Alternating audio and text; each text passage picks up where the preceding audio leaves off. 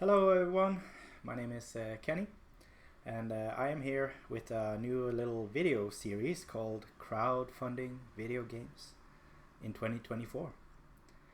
I thought I'd make a little video series to showcase for other people that are learning how to do crowdfunding, and also for backers to understand what's going on. I thought that I would make a video series kind of going through the A to Z of the process. So let's see. This video series is a kind of live format series where I just sit here and talk, and I have a little presentation behind me here. Okay, so let's get going. So the reason why I'm talking to you is because I did a Kickstarter project all the way back in 2020, which is right now in this fulfillment process. So the game is released and all, but it's called Girl Genius Adventures in Castle Letterdine.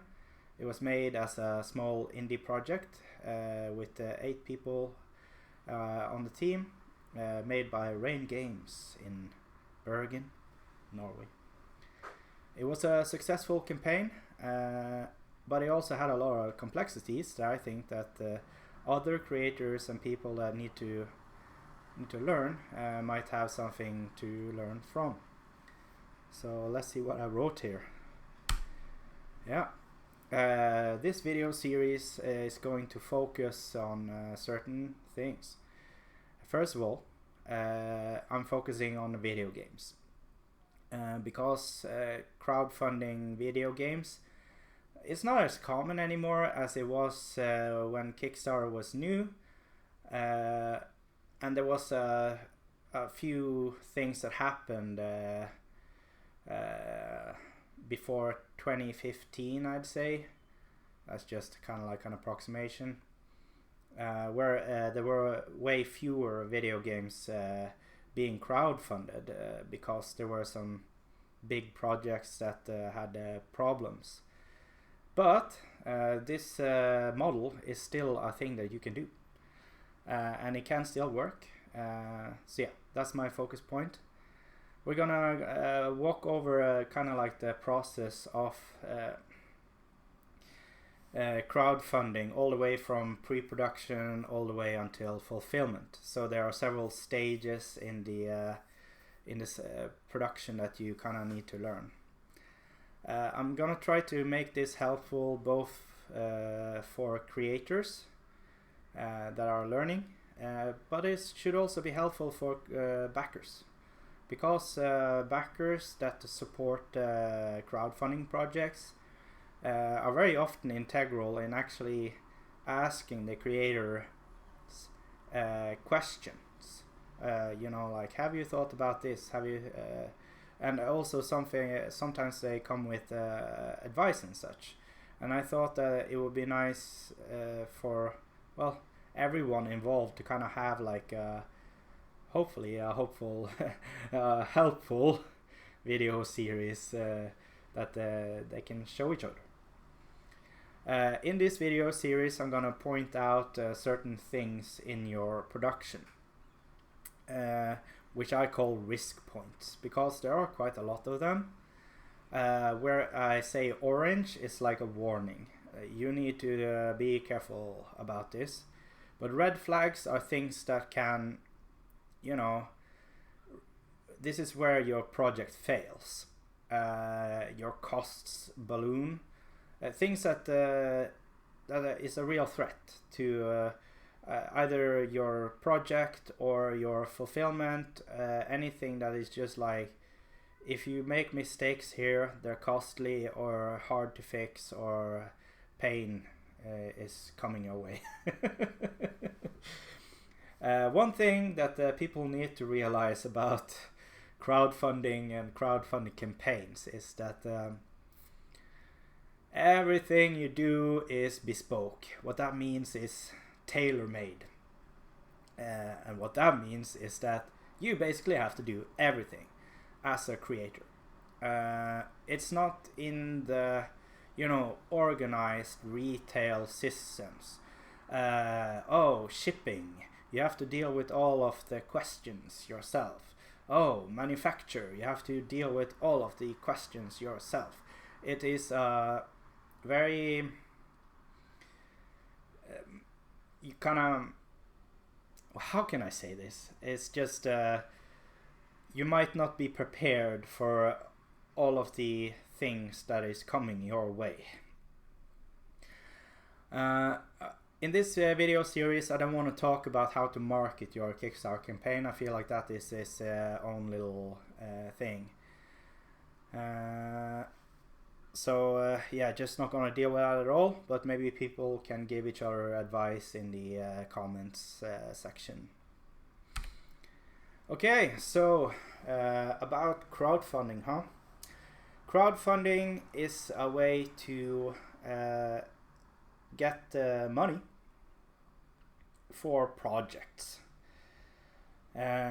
So Kickstarter made it famous. I think, but I might be wrong, that they were the first ones. They were certainly the first ones that got really famous, but I think they were the first ones. And then later other platforms came, such as Indiegogo and similar platforms. Kickstarter, and I'm just gonna say Kickstarter because that's what we did, so yeah. Crowdfunding campaigns are about trust.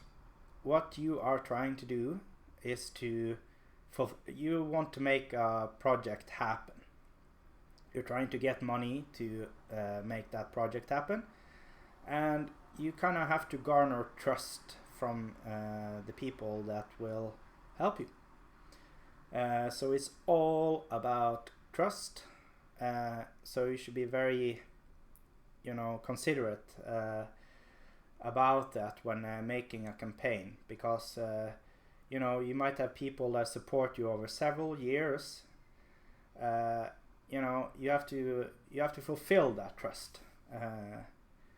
They give you or pledge money in advance in order for you to try to fulfill something. I wrote after 2015. So before 2015, there was like a big boom. Many projects, video game projects, that got funded through Kickstarter, for example. And it was quite a popular platform. It was like a cool way to try to fund video game projects. After 2015, approximately, that's just like my gut feel number of this, it was a little bit of a big drop. Because there were some large scale projects that failed, and the trust towards the crowdfunding for video games really dropped. So there were several years where it was really quiet because people didn't feel like they could trust going into supporting video game projects for crowdfunding. But it's still a viable option, but you have to be mindful of why you're doing crowdfunding, and also to take your commitments seriously. It's all about making projects actually happen and fulfilling them. One thing I do want to note about crowdfunding nowadays, 2024, well, for the last 5, 6, 7 years, I don't know, something like that. It's been popular to try to do crowdfunding campaigns just as a marketing tool, meaning you basically ask for way less money. Let's say you're asking for $20,000 or something in project funding.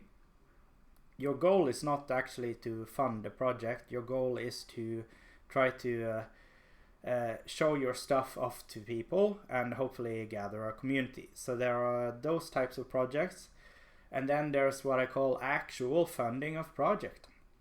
I think that this was why Kickstarter was made, and it's in their charter. Basically this is a way to try to fund projects that would otherwise not be made. It's not as popular because it's a high risk. but we did that. So we did actual funding of project, or in our case, partial funding.